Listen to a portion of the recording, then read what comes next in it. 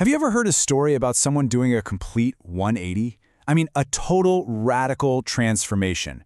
Well, today we're diving into one of the most dramatic transformation stories ever recorded, the story of Saul of Tarsus from the 9th chapter of the book of Acts.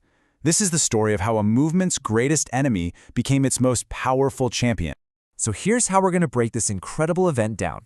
First, we'll meet Saul, the man who was terrorizing the early church. Then, we'll witness the blinding light that changed everything. We'll feel the weight of his 3 days in darkness, and then see the birth of his brand new mission. And finally, we'll zoom out and see how his story fits into this bigger movement that was already starting to change the world. All right, so first things first. Before he was the Apostle Paul, he was Saul of Tarsus. And you have to understand, in the early days of Christianity, this guy wasn't a hero, he was public enemy number one. He was the church's most zealous and, frankly, its most feared threat. I mean, just listen to the language used to describe him here. He wasn't just disagreeing with this new faith. The text says he was breathing out threatenings and slaughter. That paints a picture of a man who is utterly consumed by his mission. He was a true terror to the early believers. And this wasn't just some personal vendetta. Oh no, his mission was specific and it was official. He actually went and got letters from the high priests, basically arrest warrants, giving him the authority to go all the way to Damascus, hunt down anyone following what they called this way, and drag them back to Jerusalem in chains. Men, women, it didn't matter. So you can picture him, right? On the road to Damascus, dead set on his violent mission. But that's when everything, and I mean everything, is about to change, thanks to a sudden, blinding encounter. Out of absolutely nowhere, a light from heaven, so brilliant, so powerful, flashes all around him. It's so intense it stops his entire group in their tracks and throws Saul right to the ground. And then, a voice. It calls him by name twice. Saul, Saul.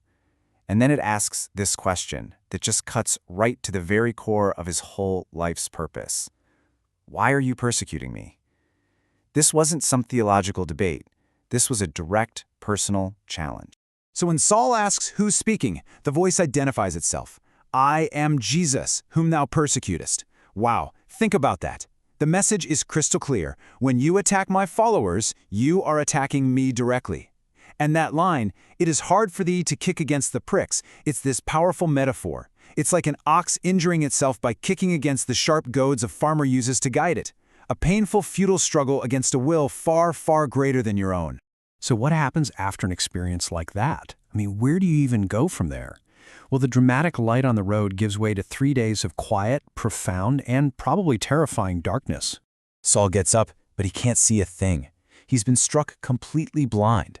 His companions have to literally lead him by the hand into Damascus.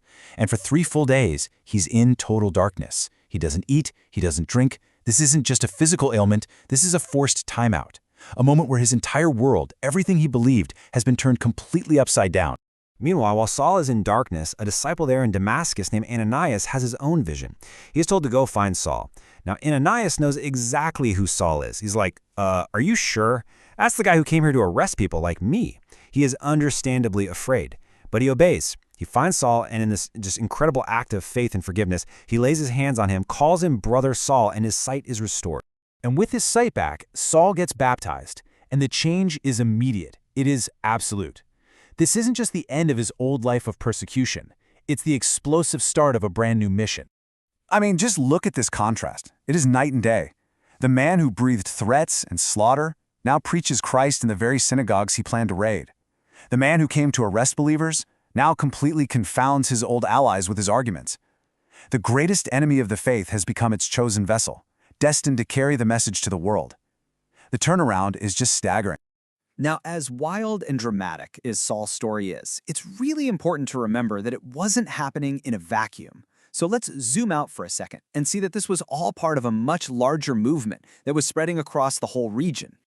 Around the same time Saul is going through his conversion, the Apostle Peter is also out there performing miracles. He heals a man named Aeneas who had been paralyzed for 8 years. He raises a disciple named Tabitha from the dead.